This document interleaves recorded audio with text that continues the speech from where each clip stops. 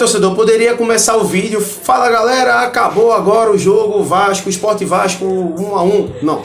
Não acabou o jogo. O jogo não terminou, tudo por conta de tudo que aconteceu, o enredo que aconteceu, né? O Saulo, né, arrotou uma bola ali no pé do jogador do Vasco e aí foi, vamos dizer assim, interpretado pelo VAR de que houve um pênalti, que eu já vou logo de cara falando que para mim não houve o pênalti. Não porque eu torço pro Sport, não porque eu sou do Nordeste, não porque eu sou anti-Vasco, nem sou anti-Vasco, tá? Eu tenho uma profunda admiração pelo clube vascaíno, mas eu acho que o Vasco não precisava disso. Não precisava disso porque é uma equipe gigante do futebol brasileiro e jamais precisava de uma mãozinha aos 45 do segundo tempo. E quando você vê a imagem frisada e a imagem paralisada, e vocês analisem por si só, e a análise que o próprio Klaus teve também acesso, de que o jogador tá na disputa de jogo com o jogador com os dois joelhos dobrados no lance, de frente para o goleiro, onde o goleiro toca de fato no pé do jogador do Vasco, mas o jogador ele não ia para canto nenhum sem toque de goleiro, tá aí você tira. Porque o pênalti só é marcado, e aí todo mundo tem uma interpretação, coisa e tal, mas o pênalti só é marcado nesse tipo de ocasião se o goleiro de fato ele ganha vantagem em cima do jogador e puxa o pé do jogador do Vasco. E não foi o caso. Ele toca. Tocar não é pênalti. Tocar no pé não é pênalti. O que é pênalti é puxar o pé do jogador do Vasco a ponto de derrubá-lo. Não é o caso. O jogador do Vasco foi derrubado sem toque. O jogador já estava se caindo, né, no lance. E tudo que o Vasco queria. Antes de continuar a falar aqui, né, sobre esse resultado, sobre tudo que englobou a partida, eu peço que você deixe o seu like. É importante o like. Se inscreva aqui no canal Janderfoot. É importante para você e para mim também, para eu manter você informado ou manter você vamos dizer, em dia com as minhas opiniões, com minhas análises, quem gosta do meu trabalho, né?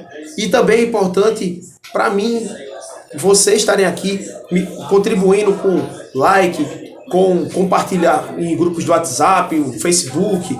É importante sempre manter esse projeto aceso. Voltando a falar do jogo, desde o primeiro minuto o Vasco já provava de que não veio para jogar. Com 12 minutos, o goleiro do Vasco fazer cera, já prova-se que o Vasco não veio para empatar o jogo mesmo. E eles só estavam querendo um pezinho para isso acontecer. E isso aconteceu desde o início. O goleiro do Vasco fazendo cera, os jogadores do Vasco demorando para bater tiro de meta. O Vasco não fez um bom primeiro tempo, o Sport jogou melhor, tanto é que finalizou 3 vezes contra nenhuma do Vasco. Figueiredo marcado, Eguinaldo marcado, saiu de campo machucado numa dividida e boa recuperação para o Eguinaldo. Mas no segundo tempo o Sport acertou nas decisões. E aí o que acontece? Quando o Claudinei mexeu a equipe, quando o Claudinei preencheu o espaço, quando o Claudinei começou a fazer com que os pontas trabalhassem mais nas defesas do Vasco, principalmente em cima do Miranda, que estava há muito tempo sem jogar, o Sport foi totalmente superior ao Vasco. E o Sport conseguiu chegar ao gol muito por conta dessa superioridade. Uma jogada que muita gente vai esquecer de como foi o gol do Sport, por tudo que aconteceu logo em seguida. Foi uma jogada trabalhada pelo meio. E uma jogada que o Wagner Love finalizou, a bola sobrou e o Labandeira livre, que não estava livre no primeiro tempo. Ele teve oportunidades, para finalizar e para dar assistências para alguma pré-assistência para gol ali no primeiro tempo, mas ele não estava encaixado na equipe. Com a entrada do Wanderson escapando mais à esquerda, dando mais uma válvula, o Labandeira conseguiu flutuar mais. Ele fez o gol, sendo que ele cansou depois. E aí ele teve chance de dar uma assistência para o Denner, que entrou bem no segundo tempo, marcando, pegando os jogadores do Vasco em cima, mas ele foi fominha e cansou depois e saiu do jogo. A gente está aqui falando do jogo, mas agora a gente precisa falar dos outros elementos do que aconteceu. Rafael Klaus apitou o jogo, eu acho que frio, né? Sem tomar tantas decisões equivocadas, mas eu acho que a melhor decisão que ele tomou, ele não se manteve. Ele não deu o pênalti, Para mim não foi, como eu falei, o jogador tava com os joelhos dobrados na frente, tá frisado aí, galera. A imagem tá frisada. Houve o toque, houve, mas não houve o puxão que derrubou o jogador do Vasco. Tocar não é pênalti. Quantas vezes o Paulo César de Oliveira mesmo, ou outros árbitros, chegam e falam, o toque não foi suficiente para derrubar o jogador do time adversário. Ah, o toque não foi suficiente. Da mesma forma. O toque houve. O Saulo errou na bola, em arrotar a bola e rebotar no pé do jogador do Vasco. Mas confere, acredita, né, que o jogador do Vasco esperou isso acontecer para fazer o carnaval. E o VAR, ele que interferiu no resultado. Vale lembrar. O Klaus, se tivesse pulso, porque eu vejo que ele não teve pulso para manter a decisão dele, o Klaus ele podia chegar no VAR, olhar, ok, tô vendo o lance aqui. Para mim, não foi pênalti, vou manter a minha decisão. Mas, incrivelmente, o VAR interferiu e logo em seguida houve o caos, que fez o porquê não acabar a partida. O Raniel, bom jogador do Vasco, um dos artilheiros do time na competição, é um jogador de extrema qualidade técnica.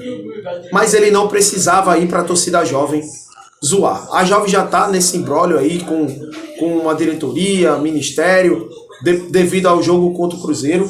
E agora você vê a torcida não está presente, uniformizada, coisa e tal. E você ainda vê o adversário fazer o gol aos 49, o pênalti aos 45. O VAR demorou 5 minutos. É outra displicência da arbitragem brasileira.